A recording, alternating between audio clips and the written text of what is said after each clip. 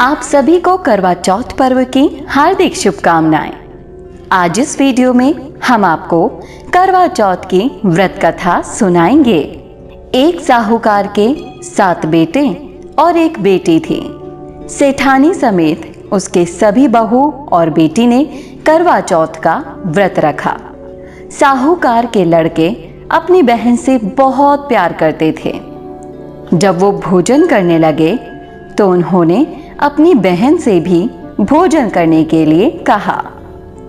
इस पर उनकी बहन ने जवाब दिया, भाई अभी चांद नहीं निकला है, चांद निकलने पर उसे अर्घ्य देकर ही मैं भोजन करूंगी।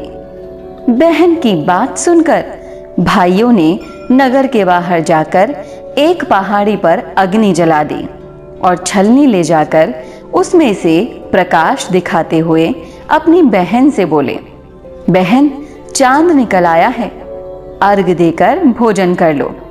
साहूकार की बेटी ने अपनी भाभियों से कहा, भाभी देखो चांद निकल आया है, आप भी अर्घ देकर भोजन कर लो। ननद की बात सुनकर भाभी बोली, बाईसा ये तो आपके लिए ही निकला है, हमारा चांद निकलने में अभी बहुत समय है। वह भूख से व्याकुल थी। वो चांद को अर्घ देकर भोजन करने बैठ गई। जैसे ही उसने पहला घास खाया तो उसे छींक आ गई। दूसरा घास खाते ही उसमें बाल निकल आया और तीसरा घास अभी खाने ही वाली थी कि उसके ससुराल से बुलावा आ गया।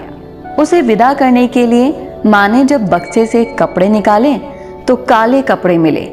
दूसरी बार सभी कपड़े सफेद मिले।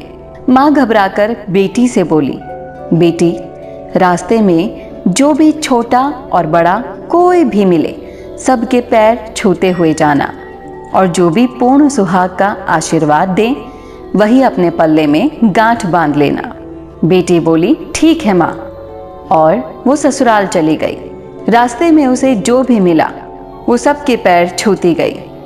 सभी ने सुखी रहो पीहर का सुख देखो का आशीर्वाद दिया। वो अपने ससुराल पहुंच गई। ससुराल के दरवाजे पर छोटी ननद खेल रही थी। जब उसके पांव छुए तो उसने आशीर्वाद दिया, सदा सौभाग्यवती रहो, पुत्रवती रहो और पूर्ण सुहागन हो। ये सुनते ही उसने अपने पल्ले से गांठ बांध ली और घर के अंदर गई तो उसने देखा कि उसका पति मरा हुआ जमीन पर लेटा है और उसे ले जाने की तैयारी हो रही है।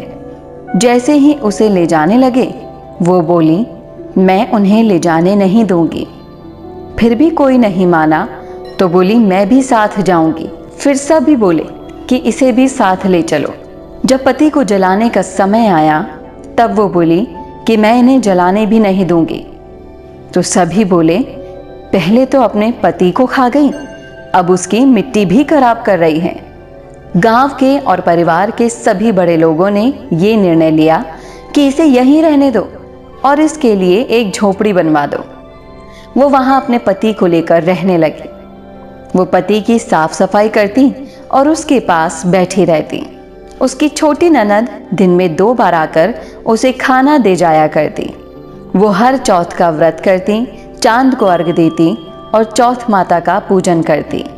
जब चौथ माता आती तो वो कहती, करवोले करवोले, भाइयों की प्यारी बहन करवोले, घनी बुखारी करवोले। वो चौथ माता से अपने पति के प्राण भी मांगती थी। चौथ माता कहती, जब हमसे बड़ी चौथ आएगी तो उससे अपने पति के प्राण मांगना। ऐसा करते करते सभी चौथ आई और यही कहकर चली गई। अश्विन की चौथ बोली, तुझसे कार्तिक की करवा चौथ माता नाराज है और वही तेरा सुहाग लौटाएंगी। जब वो आए तो उनके पैर मत छोड़ना। करवा चौथ आई तो उसने अपनी छोटी ननद से श्रृंगार का पूरा सामान मंगवा लिया और करवे भी मंगा लिए।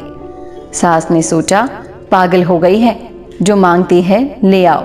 उसने करवा चौथ का व्रत रखा। चांद निकलने पर अर्घ दिया।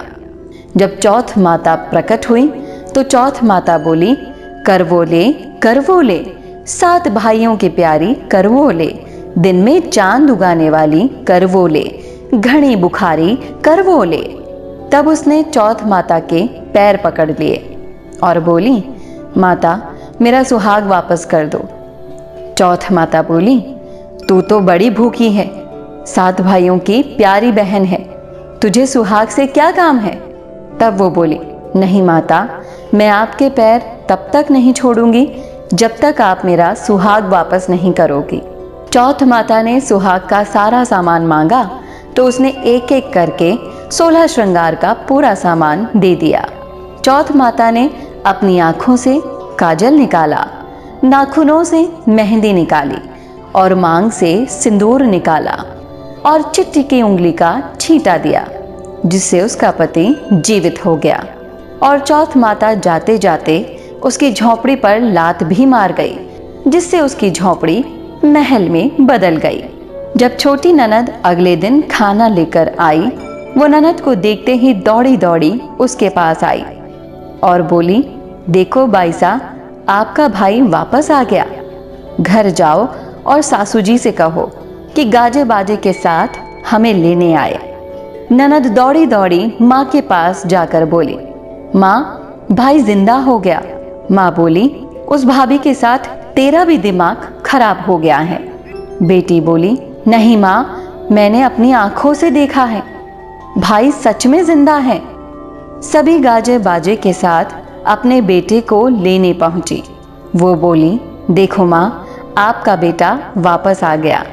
सास बोली, मैंने तो साल भर पहले ही अपने घर से भेज दिया था, वो तो तू ही थी जो इसे वापस लेकर आई है। इस तरह चौथ माता की कृपा से साहूकार की बेटी ने अपने सुहाग को वापस पाया। हे चौथ माता, जैसे आपने साहूकार की बेटी के साथ पहले किया, वैसा किसी के साथ मत करना, और बाद में जैसे आपने उसे सुहाग दिया, वैसे ही सभी को देना और सभी पर अपनी कृपा बनाए रखना। बोलो चौथ माता की जय।